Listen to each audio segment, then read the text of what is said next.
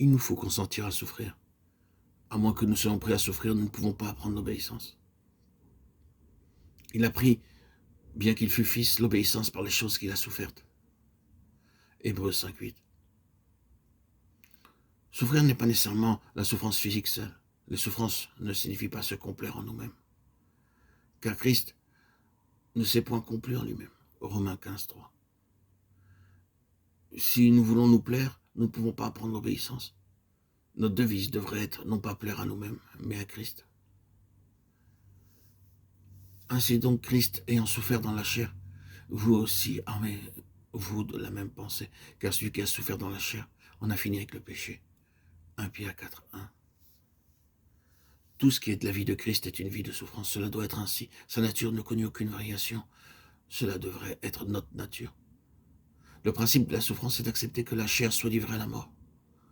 Pour illustrer ce principe, laissez-moi vous donner l'exemple d'un entraîneur et d'un élève. Un garçon veut devenir champion de natation. Lorsqu'il vient vers l'entraîneur, il n'a pas le droit de dire qu'il ne peut pas nager dans l'eau froide. Il ne doit pas y avoir en lui de réserve, aucune réserve, aucune excuse ne peut être invoquée en raison de l'eau. Chaque chose doit être dans une totale soumission à la volonté de l'entraîneur. Ceci illustre notre vie d'obéissance. Si notre confiance en lui est décisive, alors seulement nous pouvons apprendre l'obéissance. Si nous sommes volontaires pour apprendre l'obéissance et non pas à souffrir, Dieu ne peut pas nous aider.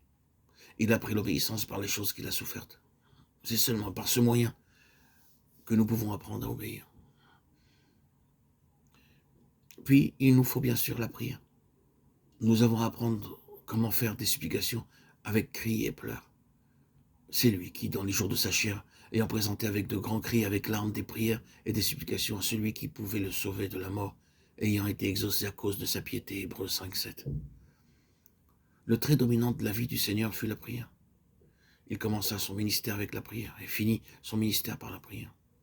Même sur la croix, en dehors des 7 paroles qu'il prononça, 3 étaient des prières. Toute sa vie fut une vie de prière. Il pria pour que son Père puisse faire ce qu'il voulait. Pour accomplir cela, il pria avec force, avec cri et larmes. Avant d'aller au calvaire, Jésus alla à Gethsémane. C'est ici que le voile fut enlevé.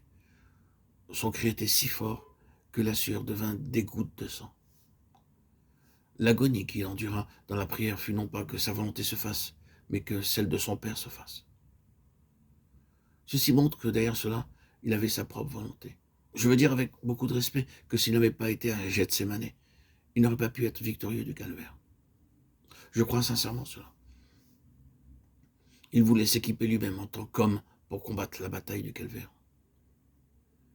Il y a ses disciples de prier pour ne pas entrer en tentation. Mais ils s'endormirent et n'eurent pas de force. Mais notre Seigneur se prépara, ramenant tout à la volonté de son Père.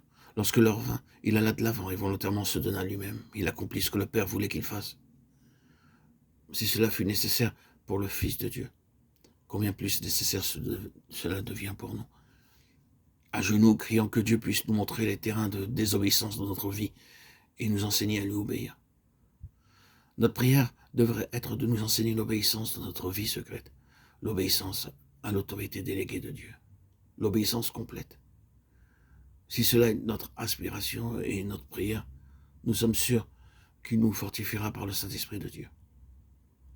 Notre prière deviendra vraie dans nos vies alors que nous marchons dans l'obéissance à Dieu.